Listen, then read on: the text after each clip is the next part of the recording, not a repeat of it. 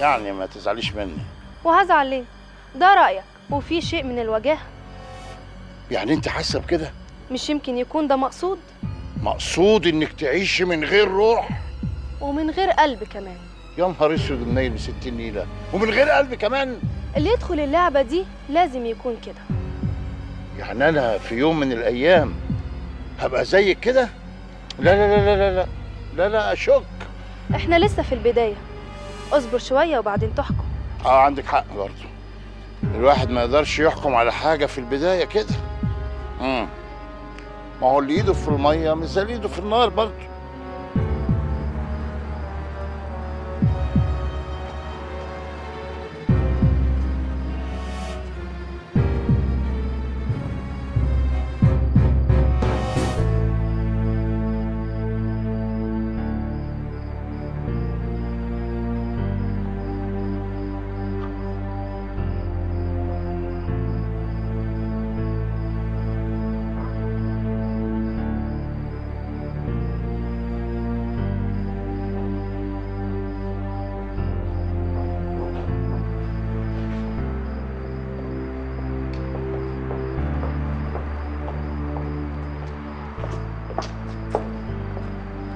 وفي ايه؟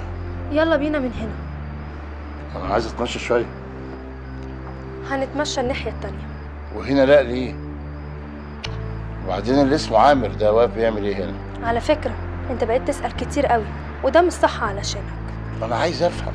اللي احنا عايزينك تفهمه هتفهمه، وكل حاجة في وقتها. كل حاجة في وقتها. ماشي ماشي. بجد؟ طب كويس قوي. انت ما تعرفش انا كنت خايفه قد ايه احسن ما تعرفش تتفاهم معاها. بس بجد يعني النتيجه اللي انت عملتها دي هايله. يا بنتي عيب عليكي، هو انا اي حد؟ قعدتي بس تقولي لي ماما صعبه دي ماما طلعت زي الفل وتتحط على الجرح يطيب.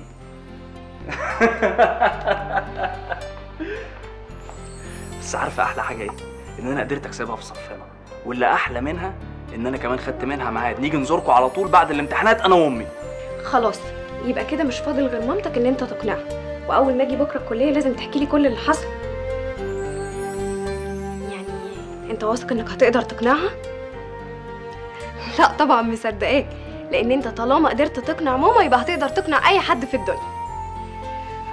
اوكي هاجي بدري ما تقلقش، وانت كمان هتوحشني قوي. اوكي يلا خلي بالك من نفسك. تصبح على خير. باي.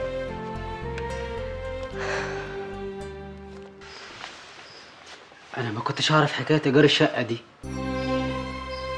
مفيش مشكله يا طنط. يقطعني يا بنتي، والله ما اعرف انك محتاجه لشقه جدك كده، والا ما كنتش فكرت في ايجارها ابدا.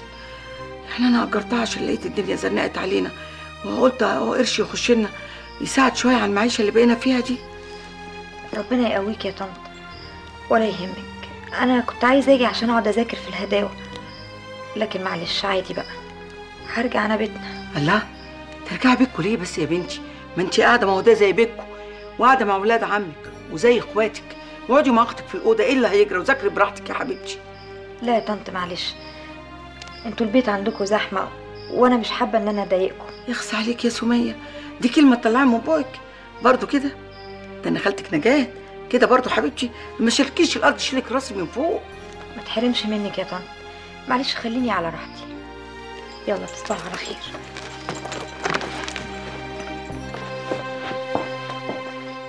ايه يا بني ادم، مالك واقف زي الصنم كده ليه؟ ما تتحرك.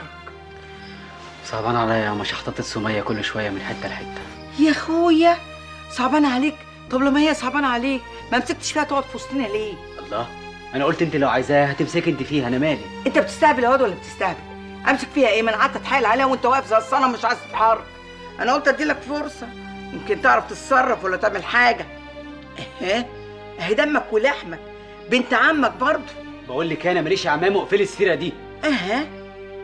دي كلمه تقولها؟ اخس عليك. طب هي ذنبها ايه؟ دي سميه، سميه يا حبيبي. ما انا عارف ياما، انا يا سميه ياما، انا ما بقتش فارقه معايا تقعد ولا تمشي ولا ان شاء الله تروح في اي حته. ياما انا ما بقاش فيا حيله اتحايل على حد. الله، في ايه يا ابني؟ مالك مخنوق من الدنيا كده ليه؟ انت لسه رحت ولا جيت؟ ايه اللي خانقك كده ومضايقك بالطريقه دي؟ ياما سيبيني في حالي عشان خاطري، سيبيني في حالي. يوه، استغفر الله العظيم يا رب.